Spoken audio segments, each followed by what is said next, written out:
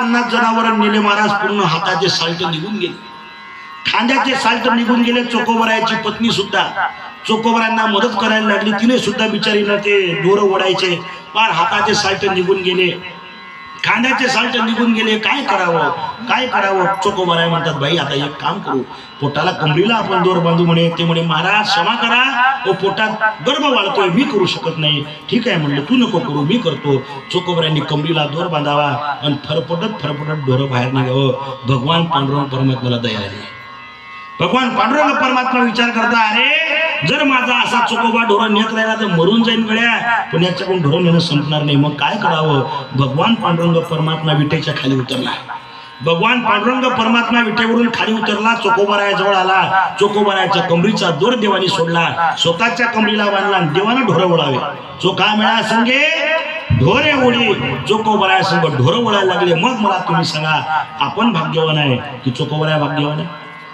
चोकोबराया भाग्यवान आहे। का भाग्यवान आहे? तुम्हाला सांगतो बघा। एका ते चोकोबराय एकदा एका तटबंदीचं काम चालू असताना ती भिंत अंगावरती पडली।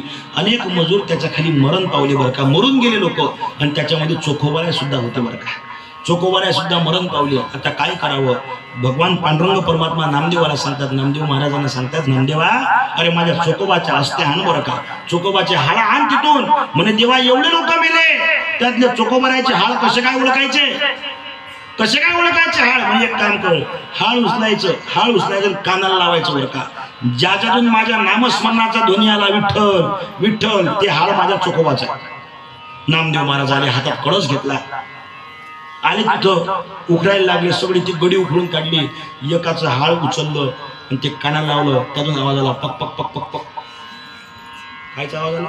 महाराज ते हाड कानाला लावलं, ते हाड साक्षात विठ्ठल विठ्ठल विठ्ठल म्हणायला लागलो। असे सगळे हाड जमा केले बरं का, सगळे हाड जमा केले, भगवंतापाशी आणले। पांडुरंगा या अस्ती घ्या। भगवंताने त्या अस्त्या घेतल्या, चंद्रभागेचं स्नान करवलं, पूजा केली त्याची, त्याला हार अर्पण केला, आणि म्हणे माझ्या चोखोबानं माझं आयुष्यभर दरवाजातून दर्शन घेतलं। माझा चोखोबा कधी मंदिरात आला नाही, त्यानं दरवाजातून दर्शन घेतलं। हा माझा चोखोबा मला सुद्धा दरवाजातून दिसला पाहिजे, म्हणून भगवान पांडुरंग परमात्म्याच्या दरवाजामध्ये चोखोबरायाची समाधी आहे। मग मला तुम्ही सांगा, आपण भाग्यवान की चोखोबराया भाग्यवान? साधू संत जीवनातले भाग्यवान आहेत बरं का। म्हणून भाग्यवंत मनोतया शरण गेले पंढरीराया, तरले तरती हा भरवसा, नामधारकाचा ठसा।